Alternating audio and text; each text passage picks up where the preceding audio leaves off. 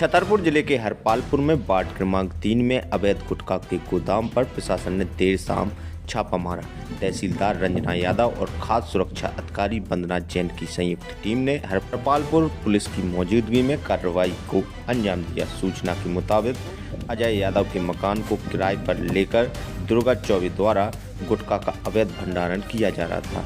मौके से गुरु गुटखा की तंबाकू मिक्स के 11 पॉली बैग बरामद हुए हैं। खाद्य अधिकारी ने बताया कि आरोपी का फोन बंद होने के कारण सैंपलिंग नहीं हो सकी। जब्ती कर माल को सील करके थाने भेज दिया गया है। मकान मालिक रामपाल यादव का कहना है कि उसने मकान दुर्गा चौबे को किराए पर दिया था। क्या मामला है आज जो फिर गुटखी पकड़ी गई है? आज हमको इस प्रकार की सूचना, इस आशा की सूचना प्राप्त हुई थी कि यहाँ किसी मकान में अवैध रूप से गुटखी के कुछ बंडल्स रखे हुए हैं और उस सूचना पर हम इधर आए और जब उसको देखा तो सूचना जो है वो सही पाई गई और हमने फिर जो फूड ऑफिसर हैं श्रीमती वंदना जैन उनको और जो यहाँ के थाना प्रभारी तो अनुपस्थित पाए गए, कहीं किसी कार्य से, वो अपने विभागीय कार्य से बाहर हैं।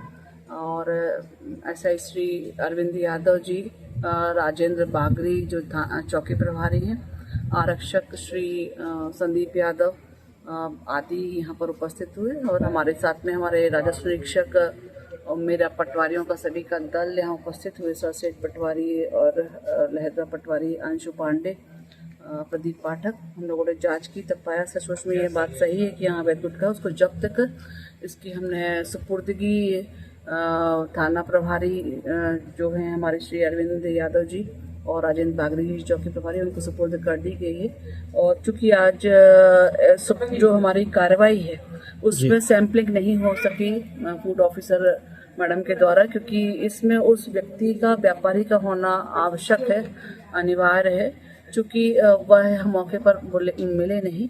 और जिनका ये घर है रामपाल जी, वो उन्होंने एक कमरा एक किराए से दिया हुआ है और व्यक्तियों के द्वारा बताया गया है, उपस्थित जनों के द्वारा, कि दुर्गा चौबे जी के द्वारा यह मकान उनसे किराए से लिया गया था और एक कमरे में ये रखा हुआ था। चूँकि वो व्यक्ति उपस्थित नहीं है, यह एक रहवासी इलाका है, तो हम इसको सीलबंद नहीं कर सकते थे।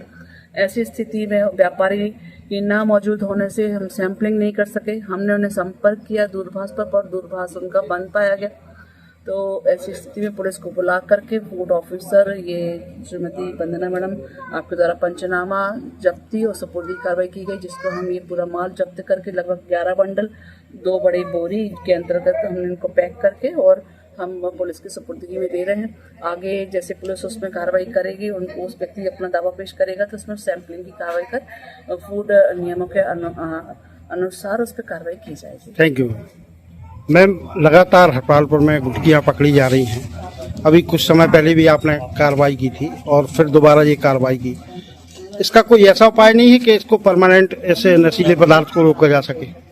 जी, हमारे द्वारा जैसे ही सूचना प्राप्त होती है कहीं भी अवैध गुटखा संबंधी, तो हमारे द्वारा त्वरित ही खाद्य सुरक्षा एवं मानक अधिनियम 2006 के अंदर कार्रवाई की जाती है।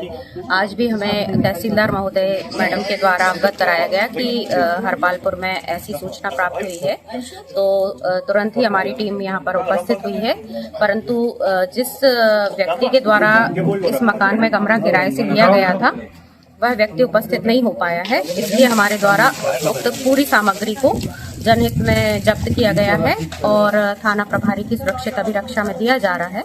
और जैसे ये व्यक्ति उपस्थित होता है तो हमारे द्वारा अधिनियम के अंतर्गत कार्रवाई की जाएगी। मैम, इस कार्रवाई में समय क्यों लगता है? अधिकतर समय पहले की कार्रवाई भी अभी तक पूर्ण नहीं हो पाई। जी, हमारे यहाँ क्या है, एक ही लैब है जो कि भोपाल में स्थित है और सारे प्रदेश के सैंपल वहीं पे जांच होने जाते हैं। तो जैसे ही हमारे पास रिपोर्ट प्राप्त होती है तो हम उसमें अग्रिम कार्रवाई करते हैं। सैंपल के अभाव के कारण मतलब प्रक्रिया में देरी होती है? जी, जैसे ही रिपोर्ट आती है तो हमारे द्वारा त्वरित ही उस पर कार्रवाई शुरू हो जाती है। क्या अवैध गुटखे वालों के खिलाफ किन धाराओं में कार्रवाई होती है, क्या कार्रवाई होती है?